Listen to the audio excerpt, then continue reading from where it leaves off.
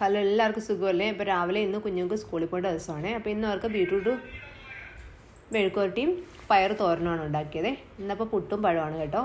ഇന്ന് ഇവിടെ രണ്ടുപേരും അത് പുട്ടും പഴം വല്ലപ്പോഴും വെച്ചാലും ചോദിക്കും, എന്നും ഇതാണോ എന്ന് ചോദിക്കും കേട്ടോ. അപ്പോൾ അവർക്ക് ചോറൊക്കെ എടുത്ത് വെച്ച് പുട്ടപ്പോൾ എല്ലാവർക്കും ആയിട്ടുണ്ട്. അപ്പോൾ അതേ മക്കൾ രണ്ടുപേരും റെഡി ആയിട്ടിരിക്കുകയാണ് സ്കൂളിൽ പോകാനായിട്ട്. അപ്പോഴത്തേക്ക് ഒരാളതേ വണ്ടി വന്നില്ല, അതുവരെ ഇന്ന് ക്രിക്കറ്റ് കാണുവാണ് കേട്ടോ. അപ്പോൾ കണ്ണൻകുട്ടൻ മീനൊക്കെ ടാറ്റ പറയാണ് സ്കൂളിൽ പോകാൻ സമയത്ത്. ഒരു മീനെയും കൂടെ ഞങ്ങൾ മേടിച്ചിട്ടുണ്ടായിരുന്നു കേട്ടോ.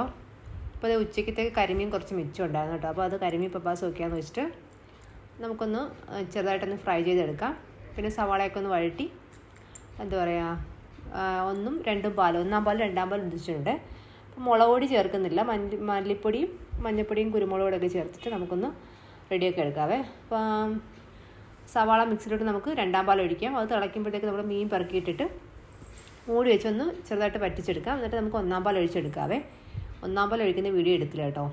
പിന്നെ കക്കറച്ചി ഉണ്ടായിരുന്നു കേട്ടോ. പിന്നെ നാരങ്ങാച്ചാറ് ഫോണിൽ കണ്ടതാണേ, പക്ഷേ അതൊന്ന് ട്രൈ ചെയ്ത് നോക്കി, കുഴപ്പമില്ലായിരുന്നു. പക്ഷേ ഇച്ചിരി ഡ്രൈ ആയി പോയോ എന്നൊരു സംശയം, പക്ഷേ കുഴപ്പമില്ലായിരുന്നു കേട്ടോ. അപ്പോൾ ഇന്നത്തെ വിശേഷങ്ങൾ ഇത്രയേ ഉള്ളൂ. ഓക്കെ.